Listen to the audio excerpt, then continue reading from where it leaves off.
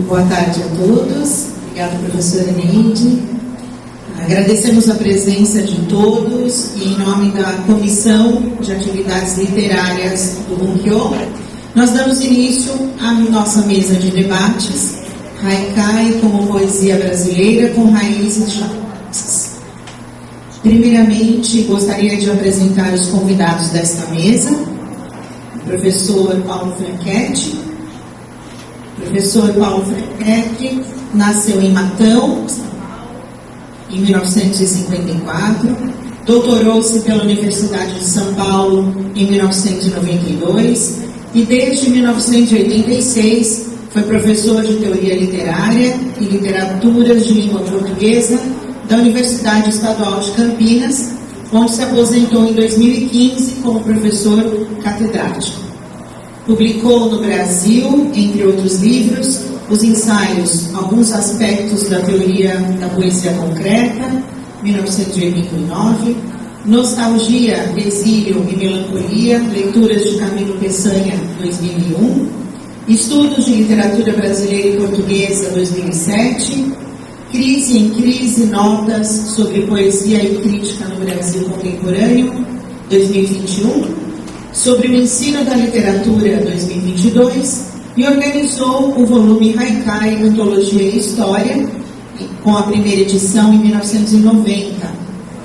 Preparou também no Brasil para ateliê editorial, edições comentadas, precedidas de longo ensaio sobre a estrutura e características de cada obra, bem como de uma análise da tradição interpretativa de O Primo Basílio, 1998, Iracema, 2007, dentre outras obras. Em Portugal, a edição crítica de Camilo Peçanha, 1995, a antologia A Jail, a poesia do romantismo ao simbolismo, 2005, e o ensaio O Essencial sobre Camilo Peçanha, 2008. É também autor da novela O Sangue dos Dias Transparentes, 2003, das coletâneas de Haikais Oeste, Nishi, 2008, e Toques, 2020, e dos livros de poemas Memória Futura, 2010, e Deste Lugar, 2012. De maio de 2002 a maio de 2013, dirigiu a editora da Unicamp. Também gostaríamos de apresentar o professor Cássio José Pereira, aqui presente em nossa mesa, psicólogo, professor da Universidade Federal do Amazonas e doutor em literatura. Participou do programa Japanese Language for Specialists da Fundação Japão em Osaka e presidiu a Associação Brasileira de Estudos Japoneses, ABEJ, nos anos de 2014 a 2016. Foi diretor da Faculdade de Letras UFAM, coordena o grupo de pesquisa Estudos de Haikai, Lirismo, Haikaístas e Campo Literário. A expressão autoral está disposta nas obras Inocente Céu de Cinzas, o primeiro livro de poesia haicaísta, 2020. Também publicou a obra Fábulas da Terra Falada, 2019, e organizou outros livros de diálogos literários. Atua principalmente nas seguintes linhas: poesia, literatura comparada, literatura japonesa, literatura brasileira, tradução, representação literária e fábulas. Também gostaria de apresentar o coordenador Carlos Martins, brasileiro, 64 anos, advogado e profissional de marketing, residente em São Paulo. É praticante de Haikai desde os anos 2000. Participa dos grupos de Haikai, Haikai P, de São Paulo, Grupo Haikai Estrela do Atami, de Santos, e das agremiações virtuais Grêmio Haikai Águas de Março, Grêmio Haikai Sabiá, Grêmio Utamatu Brasileiro e Grêmio Haikai Veredas. Publicou o livro autoral Vida Simples Assim, Haikais, em 2022. Participou de antologias de Haikai, Haikai do Brasil, organizada por Adriana Calcanhoto, 2014, Clarões Manifestos, Haikai Brasileiro, 2022, Oscilações de Partida 2022, Flores del Alba, Antologia Detaillée de Poesia Haiku, Peru 2023 e diversas antologias de grêmios de Haikai. Como premiação, recebeu a segunda colocação no concurso de Haikai de Toledo, Paraná, Kenzo Takemori 2023. Atualmente, administrador do sítio no Facebook, o Centro Haikai, criado em 2017. Estes são os participantes da nossa mesa. A nossa programação será iniciada, então, com uma apresentação por parte de cada um dos participantes. Em seguida, faremos alguns comentários a respeito das apresentações. Agradecemos a todos a participação. Oi, professor Paulo Franquetti, muito obrigada pela presença. Bom, boa tarde de novo. E agradeço mais uma vez o convite e a homenagem. Minha fala, eu gostaria de humildemente dedicar à memória do José Massuda e tem como epígrafe a última frase que ele disse no documentário sobre ele, né? Ele disse o seguinte: eu sou apenas mente, discípulo fiel de Bachô. Então, eu gostaria de começar assim. No canto número 12 da Odisseia, vemos Ulisses ter que tomar uma dura decisão. Ele precisa passar pelo estreito de Messina, que divide a Sicília da Península Italiana. Circe, a feiticeira que se apaixonou por ele, explica a situação. De um lado do estreito e de um monstro Sila. A história de Sila não vem ao caso. Basta saber que ela foi uma bela ninfa transformada em monstro por uma feiticeira furiosa. O que realmente importa é que Sila atacava os navios, devorando os marinheiros quando eles passavam muito perto do rochedo onde ela vivia. Mas por que algum navio passaria junto a ela se o perigo era tão grande? Porque do outro lado do estreito estava um monstro ainda pior, Caríbides, que de tanto em tanto sugava para uma gruta profunda as águas do mar, para depois cuspi-las e com isso destruindo por completo as embarcações. Ulisses foi aconselhado por Circe a ajudar Caríbides e ceder parte da tripulação a Sila, o que ele fez perdendo 6 homens devorados pelas 6 cabeças do monstro. Desde a Odisseia, andar entre Sila e Caríbides é uma metáfora para os perigos de uma travessia na qual haverá necessariamente perdas ou desastres. Eu poderia ter escolhido uma fábula japonesa do mesmo sentido, se conhecesse uma. Como não conheço, vale da nossa própria tradição para falar de algo que me parece importante em uma outra travessia, a do Haikai japonês para o Brasil, passando pelo estreito de idioma entre o rochedo da forma fixa e o sorvedouro do exotismo superficial. Mas antes de prosseguir, gostaria de dizer o que me parece de fato importante nessa navegação. Nessa odisseia do Haikai, que saiu do Japão quando terminou o isolacionismo da era Tokugawa e veio até a grande floração dos grêmios espalhados pelo Brasil, passando pela orientalização da cultura pop na segunda metade do século passado. As perguntas que sempre fiz a mim mesmo, desde quando tomei contato com o Haikai japonês, foram estas. O que há de novo no Haikai? O que dele valeria a pena aproveitar e incorporar na nossa própria tradição? E daí a pergunta final. Vale a pena fazer Haikai em português ou em outra língua ocidental? Se valer, o que a experiência mostra? Quais os frutos? Na aclimatação do Haikai, a primeira questão que se apresentou foi a forma exterior do texto, a sua versificação. A convenção adotada foi que o Haikai em português seria um terceto composto por um verso de 5 sílabas, um verso de 7 sílabas e um último de 5. Trata-se de uma convenção que não leva em conta que em japonês o Haikai não é composto por 17 sílabas, mas por 17 modas, isto é, 17 unidades de tempo. Uma nasal, por exemplo, conta 2 unidades. Em português, as unidades de medida são as sílabas, pronunciadas de maneira normal com as contrações da oralização, e só se conta até a última sílaba forte ou tônica. Para muitos, isso define o Haikai, um terceto de 5, 7, 5, contados da nossa maneira. Mas seria isso que ganharíamos com a importação e a aclimatação do Haikai? Um terceto sem rima nem títulos, com versos contados de maneira portuguesa e de extensão diversa, não parece valer a pena. Para um bom poeta como Guilherme de Almeida, não parecia valer, tanto que ele criou 2 procedimentos em todos os seus haikais, um esquema interessante de rimas obrigatórias, uma unindo os versos primeiro e terceiro, e outra interna ao verso segundo, e mais um título. Já para aqueles que praticam o haikai de modo tradicional, o terceiro continua sem rima nem título. Para a maior parte dos participantes, o transformal que o caracterizaria como haikai é a composição por justa posição, ou por tópico e comentário. Usualmente, o primeiro ou o último verso constitui uma notação, e os 2 outros constituem uma frase só. Na maior parte dos casos, a contraposição é feita entre uma notação genérica e uma que se refere a um dado momento ou sensação precisa. O registro do momento preciso da submissão das citações, por meio da palavra convencional, é outra determinação formal desse tipo de haikai. Isso obtemos formalmente.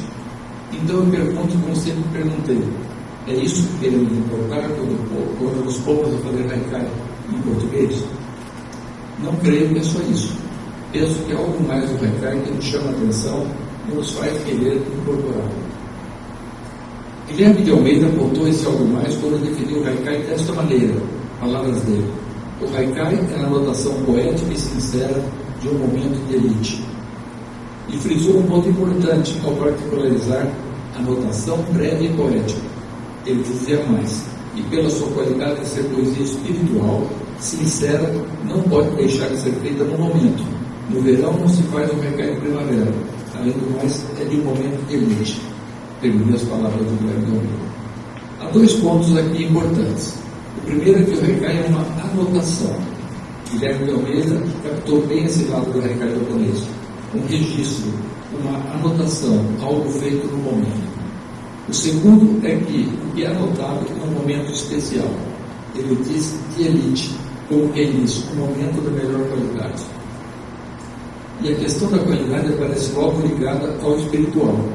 Haikai é a anotação de um momento especial, singular, e é uma anotação sincera, imediata. Nisso ele está de acordo com a mais importante atitude definida pela escola do Basho, que é aquela que diz que quando se está em bebida de haikai, o espírito seleciona da realidade externa aquilo que se casa com o momento e a poesia flui.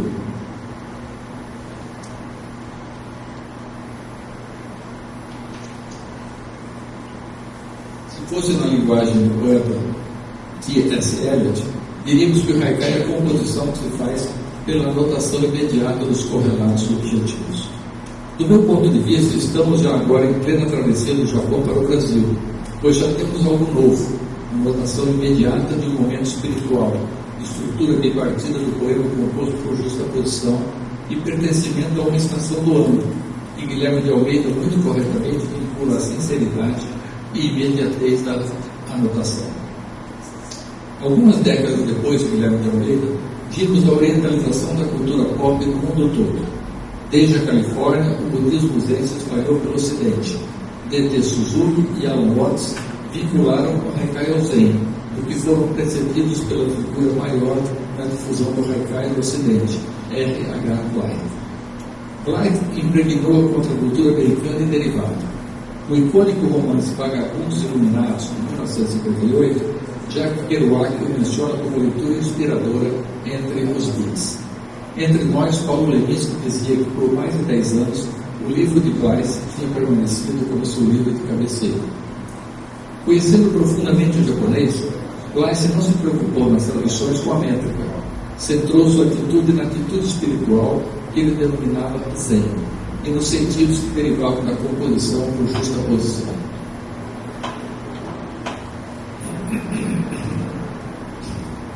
No Brasil, depois de Guilherme de Almeida, 2 poetas responderam pela divulgação do haikai e tiveram o mérito de fazer do haikai de interesse geral.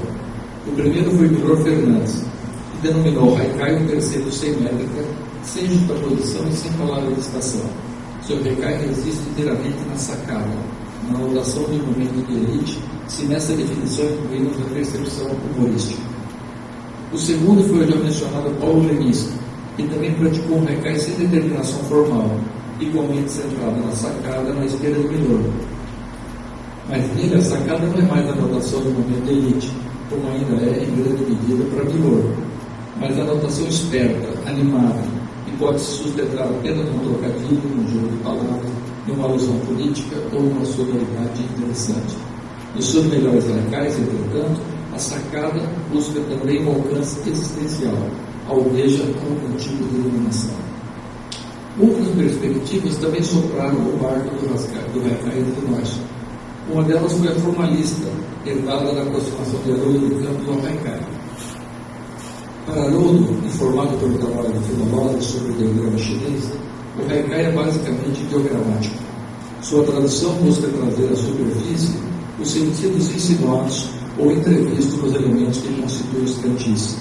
Essa perspectiva me parece menos interessante, principalmente porque o uso de kanji ou hiragana na anotação do poema depende seja de quem o anota, seja da necessidade formal de composição no quadro em que o haikai surge junto com o desenho.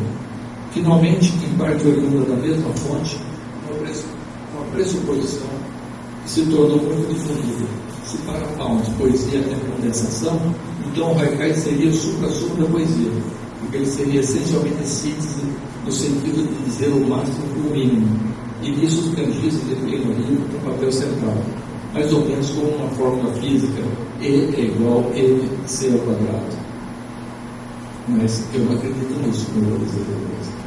Da minha parte, como disse, não é mais interessante, pois perde a diferença, perde aquilo que vem de fora do nosso universo referencial, a essência do exotismo como a percepção dos nossos limites, como experiência radical de autoridade.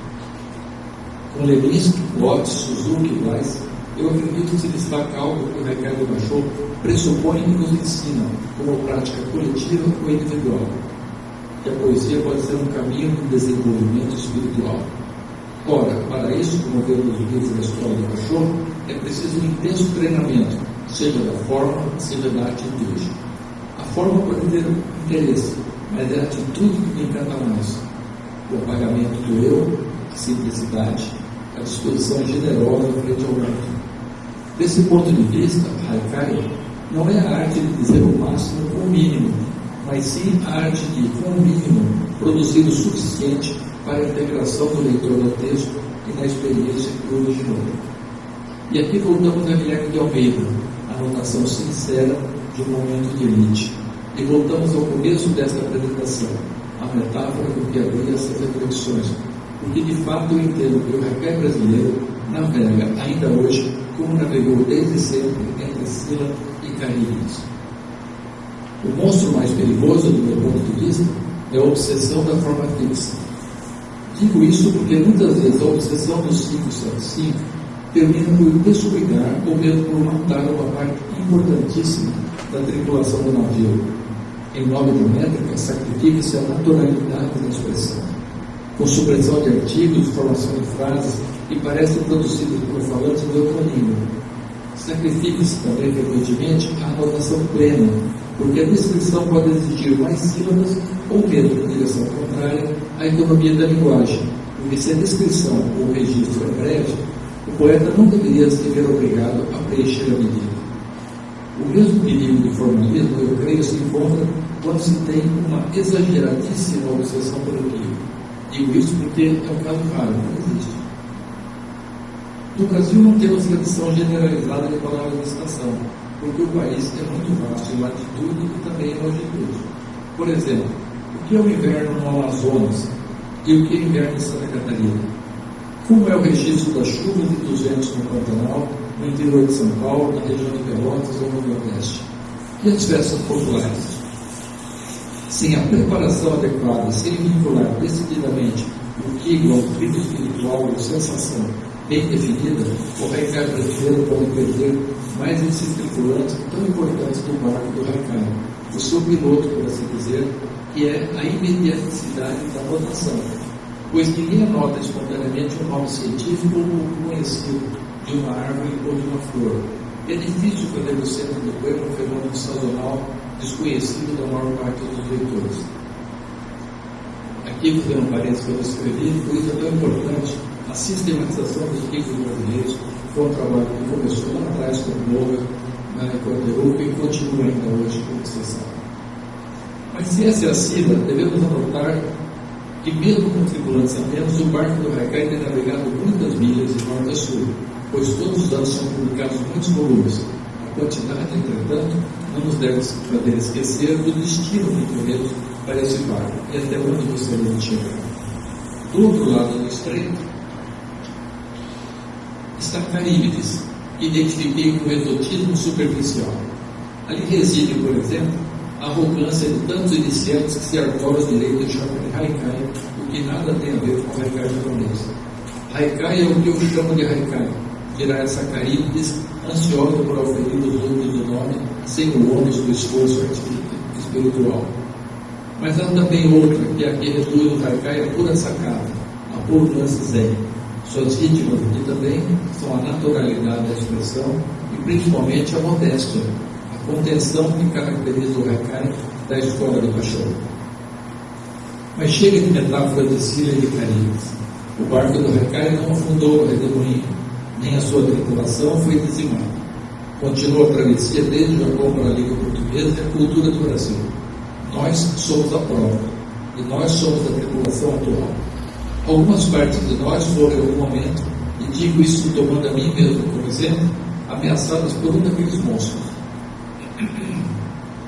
Nossa espontaneidade e nosso treinamento espiritual foram às vezes ameaçados pela vaidade de ser autor, ou pela vaidade de acreditar que só nós temos a chave do corpo do Haikai. Mas o esforço prevalece e nos reunimos em busca de apoio mútuo e de ensinamento, em muitos grêmios, concursos e reuniões como esta. Quanto a mim, o destino e a carga preciosa que o barco do Haikai nos traz são claros. Seu destino é a nossa consciência, nossa forma de usar a linguagem, de estar no mundo e mesmo de estar na linguagem. Sua carga valiosa é o exercício da modéstia, a postulação da arte como caminho de vida, a radicação da poesia na experiência sensória e o ideal de produzir um poderoso efeito estético e emocional pelo agenciamento dos correlatos objetivos, pela seleção daquilo que o espírito, embebido de Haikai, recorta da realidade exterior e faz confluir para a forma do verso. Se eu fosse ousado o suficiente, comporia um Haikai para encerrar esta fala com o elogio do registro objetivo do aqui e agora como razão suficiente para esta poesia que tanto nos fascina. Como eu não sou, eu faço falar por mim um conhecido Haikaiista que diz: apenas estando aqui, estou aqui e além ficar. Obrigado.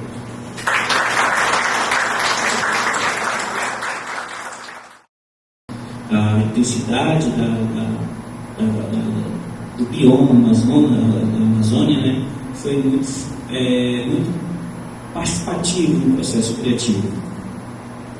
E aí, como essa participação de criação haikaísta, o japonês, né, chega, monta grêmio e continua a escrever de uma forma mais isolada. Mas ainda assim, né, lá na década de 30, recentemente eu descobri um livro do Raimundo Monteiro, e lá ele produziu 2 páginas numeradas de Utas, né, em que ele escreve haikais dentro do livro de poemas, as horas lentas. Só que, pesquisando sobre a vida do autor, para saber como é que ele tinha conhecido o haikai, ele havia ido para a França, então, pela tradução francesa, ele teve acesso ao haikai. Mas na década de 30, né, ele escreve essa obra, e nela eu consegui um facsímile, tem esses poemas. Né? Mas na década de 50, em 1954, nós temos o Clube da Madrugada, que é um clube de poesia que tentou romper com aquela tradição, implementando uma ideia mais modernista no Amazonas, na produção literária do Amazonas, e dali surgiram diversos haicaístas, entre eles Luiz Bacelar e Aníbal Bessa, né, que são nomes que se projetaram nacionalmente no Brasil. E mais adiante, o Roberto Evangelista, inclusive o Roberto Evangelista foi o primeiro haicaísta, né, de lá, que foi traduzido recentemente para o japonês, pela professora Reiki Fukihara. Então,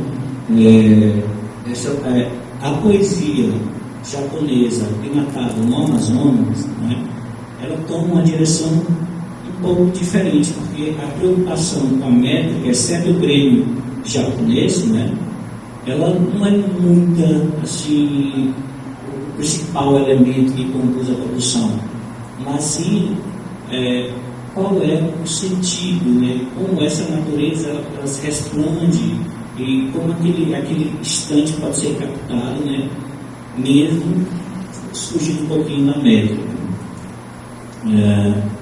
Nesse sentido, né, foi feito no Amazonas também tentando seguir aquela tradição, um livro chamado Amazônia que eu sei, que é o de Kigo, sobre o Amazonas, né? E hoje, até hoje, alguns recaístas ainda seguem, né, aqueles nomes que estão lá, mas não é algo, como se diz, fixo, né? Além disso, como vocês estão vendo aqui na tela,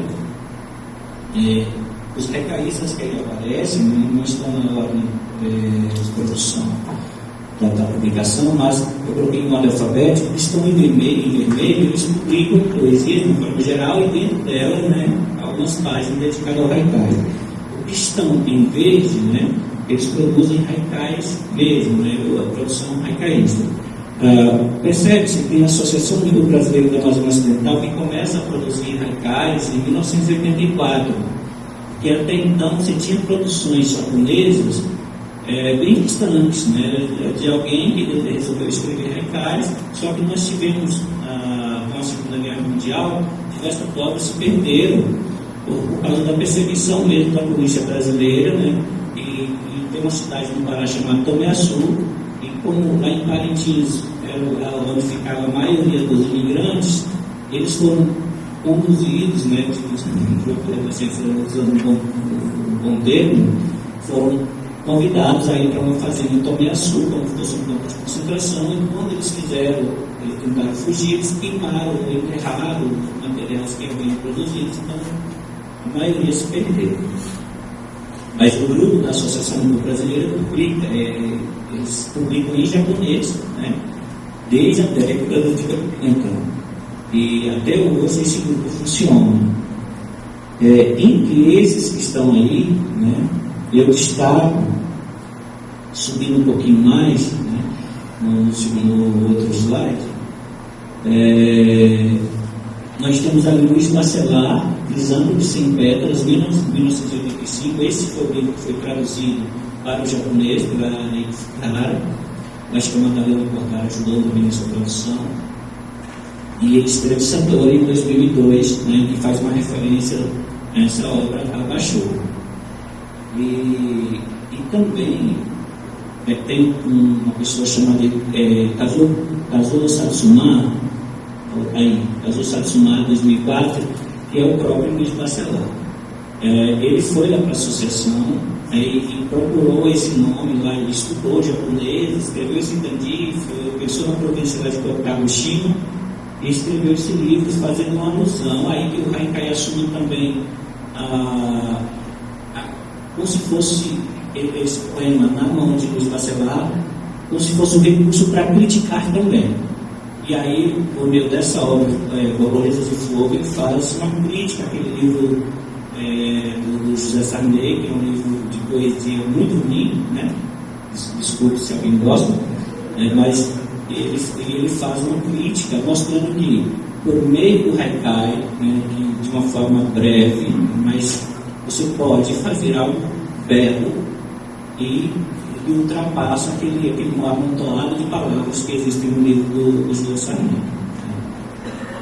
E um pouquinho mais adiante, nós temos o Roberto Evangelista novamente, utilizando 100 Pedras, que é esse livro que está ali no meio dessa produção de 30 até 2024, por exemplo.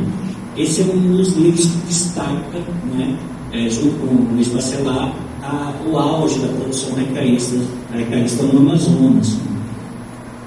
E assim, ele não cumpre a métrica, às vezes ele tenta fazer aquela construção silábica que parece 5, 7 sílabas, mas não cumpre simples, mas tem a essência do haikai ali, com aquela pegada brasileira, da paisagem brasileira, né? E aí, utilizando os 5 pétalas, o próprio livro, quando você abre, as folhas são separadas em uma caixa de madeira. Quando você abre, é uma espécie de flor mesmo, utilizando, que vai se abrindo, você vai fazendo a leitura. Assim, a parte visual é muito forte, né? Até mesmo a elaboração da própria obra. A Rosa Clemente percebe-se também que as mulheres escrevem muito pouco, né? Ou não teve espaço para fazer isso no Amazonas. Rosa Clemente é uma haicaísta, ela hoje escreve muito pouco devido à saúde, mas ela publica mais em inglês, né? Esse livro, por exemplo, pela Lua Cheia, em 2002, ele foi primeiro publicado nos Estados Unidos, depois que fizeram a tradução para o português, né? E ultimamente ela publicou em 2019, antes da pandemia, Reflexões do Caminho. E aí eu gostaria no próximo slide, só para sinalizar o Simão Pessoa, de 1992, ele utiliza também o haikai nessa obra Matou, Baixou e Foi ao Cinema, que ele faz uma crítica aos haicaístas, né? O livro é de haikai, mas uma crítica em relação aos haicaístas, porque ele achava a poesia haicaísta muito simples, né? E aí as pessoas estavam aderindo, os poetas estavam aderindo a essa forma de escrever, e ele faz uma crítica. Eu trouxe ele aí só para mencionar isso, né? Então, ele fala, Matou, Baixou e Foi ao Cinema, nesse sentido que o que o brasileiro fazia ali não era haikai e não deveria ser, né? Mas ele fez isso em forma de haikai, como crítica.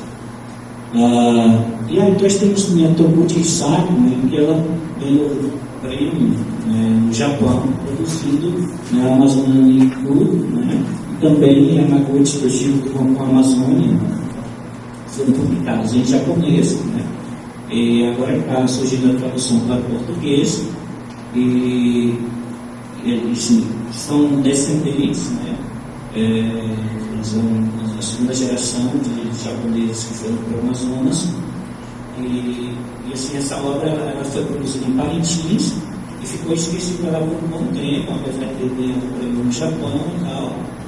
E a Associação Única Brasileira de Amazônia Ocidental, por meio de um dos integrantes do Sr. Pinch, que descobriu essa obra, fez uma pesquisa, né, está realizando a tradução. José Maria Pinto, agora do Instituto da Bacuri, né, são produções que continuam agora no século XXI. Então, quando você pensa no haikai, né, principalmente o haikai produzido no Amazonas, você imagina que é a poesia brasileira, né? O que se utiliza é um coro, né, estático, que foi de alguma forma emprestado, ilustrado, né, e representado por meio dessa imigração, por meio dessa tradução que veio pelo francês, né, e isso faz, né, da produção haicaísta do Amazonas um polo muito forte, mas esquecido do Brasil. Eu estou fazendo uma pesquisa, que vai durar uns 10 anos, né? E a gente está mapeando os haicaístas do estado, os grêmios e os haicaístas. E isso vai virar um mapa digital, onde você vai clicar lá, vai acessar o nome do haicaísta, a obra do haikai, o estilo de escrita, né? E aí já está pronto Amazonas, Maranhão, parte de Brasília e Roraima. Aqui no Sudeste ainda vai demorar um pouco, mas aqui a gente já tem grandes pesquisadores que vão pedir a contribuição. Subindo um pouquinho, por favor, né? Pode passar um pouco, aí, mais um pouquinho. Só que, lembra lá do Kazuo Satsuma, que é o Luiz Bacelar? Ele faz essa homenagem dentro daquele texto Marimbondo de Fogo, ao Lula Fernandes, né? Para mostrar para o José Sarney que existem outros poetas brasileiros de grande importância, né, que não se vangloriam como um tal, mesmo produzindo uma poesia maravilhosa. Ele cria esse poema, né? A palmeira e sua palma, no ideal da calma. Aí ele coloca Milton Fernandes olhando para a Babaçu e Alcântara no Maranhão. Então, por fim, só para mostrar, O haikai praticado no Amazonas possui uma relevância nacional, pois representa uma adaptação que integra o estilo oriental à cultura brasileira, o estilo oriental à cultura brasileira. Ao adotar o haikai como meio de expressão, os poetas da região amazônica, principalmente do Amazonas, deram continuidade a uma tradição que é universal, mas adaptada àquele cenário, né, principalmente ao cenário imagético, mas com uma identidade regional bem definida. Assim, o haikai amazônico se transforma em um símbolo de resistência cultural, né? Como nós vimos, ele tem a questão da provocação, do questionamento, né? E de valorização do meio ambiente, refletindo a beleza e a fragilidade da natureza amazônica. Ao consolidar o haikai como um estilo literário essencialmente brasileiro e amazônico, né? Com esse estilo, com essa característica japonesa, os poetas do Amazonas ampliam o horizonte da poesia nacional, evidenciando que a poesia haicaísta pode ser tão impactante quanto outras formas poéticas. Roberto Evangelista, lá do Crisântemo de 5 Pétalas, por exemplo, é reconhecido por ser um dos principais responsáveis pela cristalização desse estilo poético na região. Assim, haikai no Amazonas não só enriquece a poesia brasileira, mas também reafirma o papel do Amazonas como um polo cultural único, onde a natureza inspira uma poesia profunda e duradoura e de resistência. Para finalizar, a universidade onde eu trabalho, nós fundamos um grupo de pesquisa, né, como já mencionei, e também esse grupo de pesquisa ele faz tanto a parte teórica, estudo da teoria, como a parte mesmo de produção. Nós temos um momento de produção e semana que vem será lançada a primeira antologia do grupo, a primeira antologia de haikai. Muito obrigado.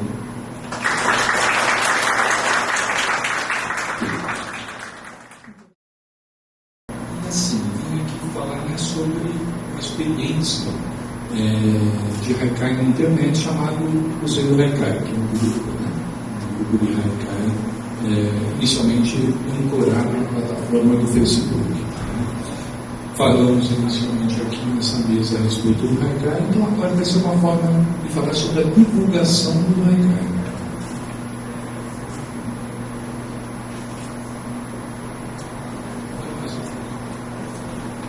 Bom, inicialmente nós estivemos, o início do Museu do Haikai foi na plataforma do Facebook.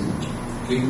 Depois nós migramos, ampliamos na nossa participação nas novas plataformas que surgiram, o Instagram, o Threads e o Skype.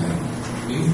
Atualmente nós estamos com algo em torno de 245 membros, um universo que muda diariamente, entrando, e a gente procura monitorar esse número.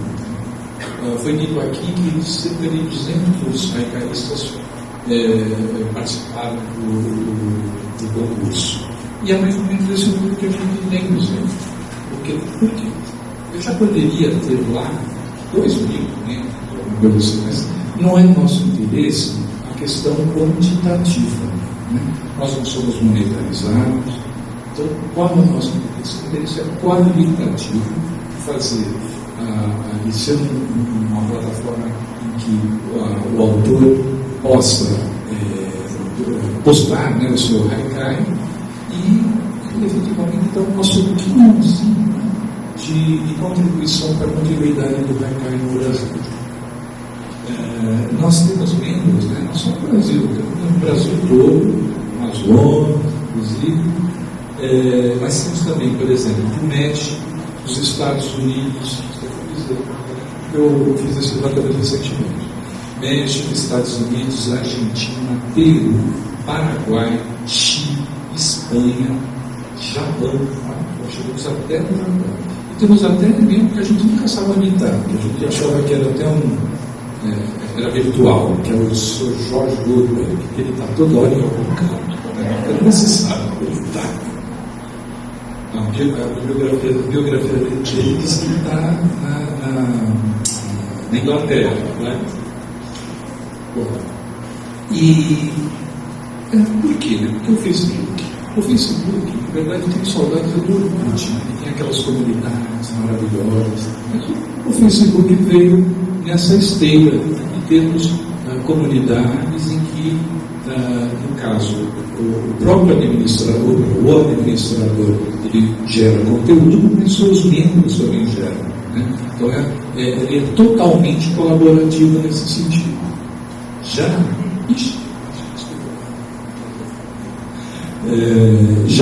as outras plataformas, elas são parcialmente colaborativas, somente o administrador gera. Né? Então, assim, no caso do Facebook, todo mundo participa. No caso das outras, então eu faço uma seleção daqueles haikais que foram mais comentados, ou curtidos, ou deram um coraçãozinho. Né? Se o haikai teve uma aceitação boa no Facebook, então eu mesmo migro, né, esse haikai para as outras plataformas. Em relação à nossa proposta, tem vários grupos, né, grupos, páginas de haikai atualmente na internet. Uma pioneira, o professor Franquete está aqui, o Edson também, uma pioneira foi aquela lista Haikai Era, que muito contribuiu mesmo para a Yahoo, se não me engano, que muito contribuiu para disseminar o Haikai e tudo em torno do universo haicaístico. E a nossa, nós temos uma proposta até bem simples. Né? Eu li há um tempo um trabalho do filósofo, né, José do Gianotti, que ele defendia a criação de ambientes de generosidade, seja em casa, no trabalho, na escola, enfim, qualquer reunião. Aí eu falei assim, poxa, mas isso é justamente, exatamente o que o Zé do Haikai quer. Né? Ele quer um ambiente agregador, generoso e seguro, né? E que prevaleça somente uma coisa, aquilo que é um denominador comum entre nós, que é o Haikai. Né? A internet está cheia de coisa boa, está cheia de coisa ruim. O que a gente quer lá é falar de Haikai. Não queremos falar de outras. Podemos até falar, por exemplo, em termos políticos, não de política partidária. Mas podemos falar de política de forma mais ampla, né? Não tem problema. Mas o nosso foco é o Haikai. Bom, e quanto ao conteúdo? Né? A página é pública, foi fundada em 18 de dezembro de 2017, por mim, por uma grande haicaísta, que é a Rose Mendes, e a Bela, que eu carinhosamente eu chamo de Guilhoa, né? E ela que deu a ideia, antigamente eu tinha uma página, Haikais de Carlos Martins. E é isso aí, o povo está querendo mostrar, quer mostrar a sua produção. Aí nós fizemos e lá a Carmen só gostou do resultado. Né? Ele é um grupo de Haikai, o professor Bernardo comentou, né? Ele é um grupo de Haikai não só do Haikai tradicional, né? que atualmente os cânones eram 105, aproximadamente 17 sílabas, com corte, cesura, bloqueio. Mas também do Haikai livre, sobre todas as modalidades dele, né? Seja o rima, né? Seja aquele com sem rima, com título sem título, não importa. Uma vez o nosso querido colega Antônio Seixas definiu assim que todo Haikai é composto de um terceiro, mas todo terceiro não necessariamente é um Haikai. Então, é isso que eu também acredito. Ou seja, tem que ir para o Raimi. Raimi é algo tão interessante assim que todo mundo fala do Raimi, o sabor do Haikai. Sabe exatamente como ele é. Né? Na escola, coloca falar daquele sniper, que voa, que dá. Então, tem do Raimi, o Zé do Haikai está aberto para ele. Com o tempo, nós começamos com o Haikai, mas com o tempo, com o estudo de todos os membros do grupo, começou a aparecer um interesse muito grande também pelo Tanka e pelo Haigun, que são modalidades de poética japonesa. Mas muita gente realmente ligada ao Haikai, já o Tanka, por assim dizer, o pai, o avô do Haikai. Né? E aí começamos também a desenvolver. Então, ou seja, realmente o grupo, né? O nome é do Haikai, mas ele agrega, concentra tudo que é expressão poética japonesa. E o nosso público é feito de poetas, né? Haikai, de Tanka, também os tibetanos do mundo. Com essas características, nós trabalhamos com um binômio de estudo e prática. Nós acreditamos sinceramente que não dá, como o nosso professor, Paulo Franchetti, que não dá para a gente fazer radicais sem estudar, sem conhecer o básico, sem questionar, inclusive, o básico. Mas é isso que eu quero colocar, que eu faço, né? Então, tem que ter o estudo e a prática. Essa droga falava, né? Que você tem que fazer pelo menos um radical por dia. Não importa. Você não está mais teoricamente infringe, mas faça um radical por dia. O que está atrás disso? Né? Está subliminarmente ok. Com a prática, se você fizer um hoje, outro amanhã, você vai evoluindo na prática. Né? Então, sendo assim, a gente está aberto a todas as correntes, né, do radical brasileiro.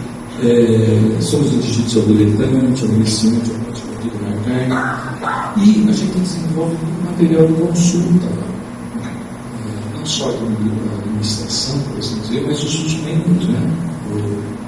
O Jorge Dodo, ele toda hora está fazendo coisa lá boa sobre química, sobre tudo.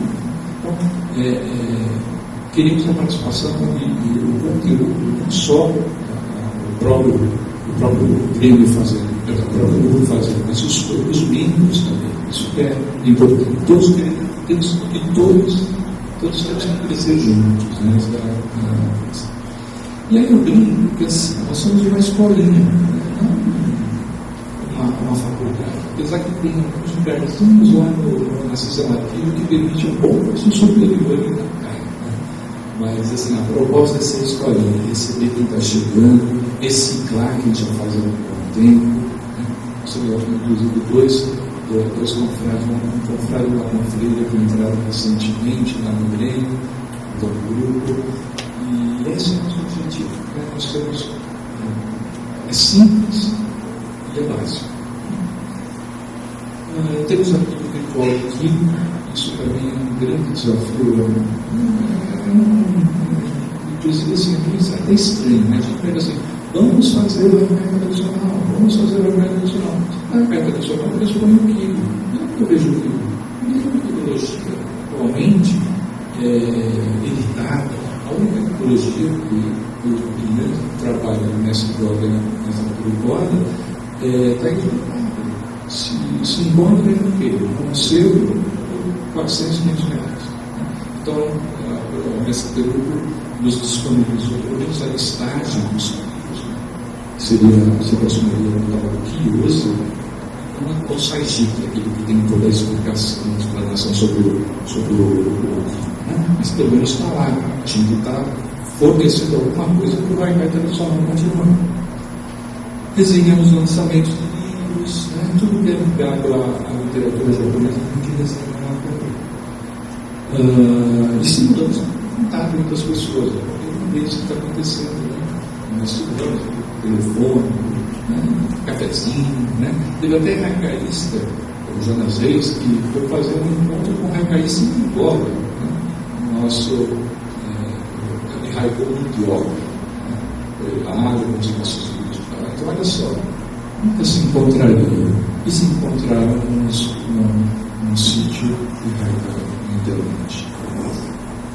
E os princípios que a gente tem lá de atuação? Porque a gente quer exatamente pelo objetivo das relações saudáveis, a gente pede, ou se trata com respeito, humanidade, né? Educação é uma parte básica, né? Expõe seus pontos de vista sem imposição, porque cada um tem sua verdade, né? Discutir sim, mas não é né? Não tem sentido. E queremos ser todos na verdade, porque cada um tem sua própria verdade, né? Pode mudar, pode, mas também sem imposição. E nós nos apoiamos, né? Orientemos a todos que estão entrando e ou aos mais antigos que estão na derrapada, né? Por aí, que haja esse trabalho colaborativo. E também sermos muito humildes, foi destacado aqui também, né? A humildade. Porque às vezes, quando tem pela estrada, eu faço vai cair um ano, 5, 10, 20, 30, eu sei tudo. Questionável, né? A vida não é assim, por que não vai cair isso aqui? Né? Então, sejamos humildes e sempre aprender mais. Sempre temos um espírito de aprendizagem. É óbvio que a gente evolui, né? Nós não ficar aprendendo a vida toda, mas aquele desejo de aprender, o desejo de evoluir do aprendiz, não tem que a gente manter. Né? E uma das coisas que a gente valoriza lá é essa questão do feedback. Né? Esse é o feedback. O feedback é o retorno que se dá para o autor se o caminho dele está indo bem, se ele está agradando, se ele está fazendo um raio interessante. Então, assim, aquele membro que está lá, ele não dá um momento, ele toca no coraçãozinho, coloca mero cotidiano assim. Não tem sentido estar lá. Então, a gente realmente. Bom, em relação às práticas, né? O que se faz? Primeiro, e a maior é a participação voluntária, que se dá mediante a postagem diária de Haikai, de Raida, né? A ilustração, foto, poema, né? Mais o Haikai. E também, essa daí é a corriqueira, né? Mas a gente tem algumas formatadas, como, por exemplo, a recepção dos novos membros. Nós fazemos uma postagem dizendo as regras do grupo, coisas assim para todo mundo ter noção, e anexando um texto simplesinho mesmo, chamado que é Haikai, que é para uniformizar, né, o conhecimento de quem está chegando. A gente não sabe se a pessoa já publicou o livro ou se ela não conhece nada de poesia. Então a gente faz uma coisa bem básica para ser seguida. As notícias do meio haicaístico, essa é a nossa parte jornalística, né? A versão jornalística do livro. A gente está sempre divulgando o que é de novo no ambiente haicaístico. Uma que é muito legal é a prática da semana. A prática da semana, que inicialmente surgiu como Haikai da semana. A gente dá um artigo, né? E aí o haicaísta desenvolveu quantos quisessem haikais a respeito daquilo ali. Só que com o tempo, nessa entrada do Tanka, do Haibon, a gente ampliou ainda a prática da semana. Uma vez ao mês a gente fala do Tanka e de Haibon, em cada semana, e nas outras 2 ou 3 semanas é Haikai. Para se ter uma ideia, olha só, nós tivemos picos de aproximadamente 200 haikais, né, uma média de uns 100, 120 haikais por semana, mas picos de 200, 90 tantas e 50 haibon. Gente, não tem livro praticamente que tenha tanto haikai assim. Tanto não, seu Maniosho lá que tem mais de 4 mil, né? Mas 90 tantas é muito grande, também haibon. Então, é mais difícil de fazer. E temos já especialistas em haibon. Atualmente nós estamos na 160ª edição, 160 semanas, né, sem parar. Temos os haikai temáticos, que são aqueles em cima de efemérides, datas festivas, dia das crianças, dia das mães, né? Tudo quanto é data lá, a gente aparece cada uma. Nós temos uma especialista em efeméride, né? De Natal, amiga, que todo dia ela posta alguma coisa. A gente incentiva, porque é bem legal. E a gente costuma fazer antologias disso, sempre que possível. E aí, o ano é o mês de aniversário do Zen, que é em dezembro. Nós fazemos uma programação ao longo de todo mês, semanalmente, geralmente, em que a gente dá alguma coisa, alguma sugestão para ser composto no Haikai no programa. Então já fizemos, por exemplo, o Kazem, Haikai lá, e não chegou aos pés dos 3 poetas, mas era simplesmente para situar o autor, né? Um modo de fazer do encadeado, né? Para dar aquele gostinho, aquele mensagem, um encadamento sutil. Foi muito, o pessoal gostou muito. Fazendo sorteios de Haikai, fornecidos pelos próprios autores, fizemos uma atividade chamada Baixou Produtivo, foi muito legal, que era para a gente fazer um marcador, né? Intertextualização do Haikai da Nando Baixou. Aí a pessoa colocava lá lagartixa, cavalo, cachorro, qualquer coisa, mas tem que seguir a forma do Haikai do Baixou. Fiz muito sucesso. Tributo aos mestres, essa também foi que agora a gente costuma sempre repetir, que é o Haijin representar um Haikai de mestre dele e fazer o marcador de pessoalizar aquele Haikai. Como mestre, uns poucos têm a oportunidade de ter mestre naquele sentido estrito da palavra, um discípulo faça isso. Né? O mestre pode ser um poema, pode ser um livro. O meu mesmo inicial foram 2 livros. Né? Um foi o Haikai Antologia de História, e eu comecei a ele é imitado dos Haikais, queria mesmo. E o outro foi uma Shubashô do Paulo Elias. Quando eu li o Haikai das cigarras dele, eu fiquei totalmente impressionado. Era por aí que eu fui. Né? E os Haikais traduzidos pelo professor Paulo Franquete, inicialmente eu queria imitar, queria ser um pastor, queria ser um isso e tal. E é isso, faz parte do jogo. Né? E a gente vai se soltando, vai conhecendo o nosso caminho. Mas tem gente aqui que já teve, né? Nessa Regina Alonso, quantos que já discípulos e discípulas do Pedro, nessa Doloritas, Pedro Guarda, o próprio Edson, aqui, sobre o nosso mestre Israel. Mas então, é isso, né? Então se textualiza qualquer coisa. E por fim, os painéis de Haikais natalinos de Ano Novo são concorrentíssimos, porque é um período muito assim, sensível, emocionante. E os tipos a gente já tem dentro da gente. A gente já sabe, presidente, vai ao Papai Noel, perfeito. Nem precisa falar que a gente já sabe que é. Né? Então é muito coisa. E a última atividade é a correspondência. Né? Eu lá ensino a fazer umas brincadeiras, tipo, Haikai Botainai. Botainai é um reaproveitamento de algo até o máximo da vida útil dele. Né? Então nós fizemos esse Haikai Botainai. A gente pegava páginas de revista, notas fiscais, qualquer calendário, qualquer coisa, e a gente fazia um haikaizinho, né? Colocava dentro de um envelope e mandava para o lado. Né? Muito legal. Tem a Haikai, que já é tradicional mesmo, né? O High Nível, a gente vai lá na época da universidade do colega, sempre um cartão postal com um Haikai também. E o Haikai postal, um cartão postal e coloca-se também no. Já tive retornos assim, pessoas falaram assim, poxa, eu nunca vi um cartão postal. Eu tive uma felicidade imensa de abrir a caixa do correio e ir lá para mim. Bem, gente, o Zen, né? O Zen é isso aqui, né?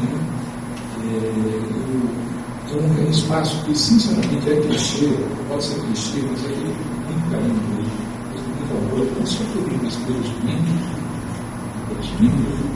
porque se os membros não colaborarem, o grupo não vai para frente. Né?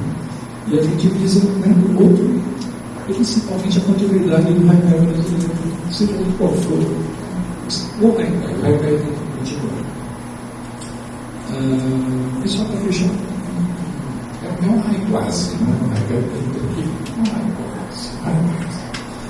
No banco do ônibus, segundos de epifania, escrevo um Haikai. No banco do ônibus, segundos de epifania, escrevo um Haikai. Sinceramente, muito obrigado.